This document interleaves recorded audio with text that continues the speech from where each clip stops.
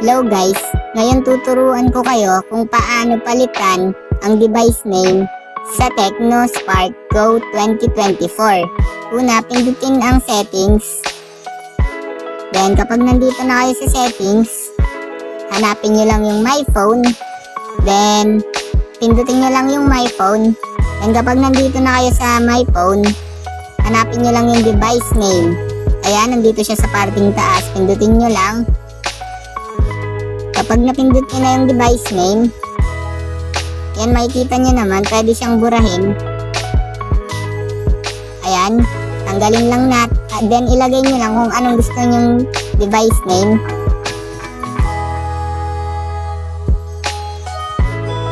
Ayan, ilalagay ko dito basics. Ayan lang, ganun lang para magpalit, then okay. Ayan, napalitan na natin, naging pangalan ng device name natin ay basics. Yan, ganun lang kadali. Yan, tapos na natin palitan ng device name. Yun lang, thank you. Ayun lang, thanks for watching.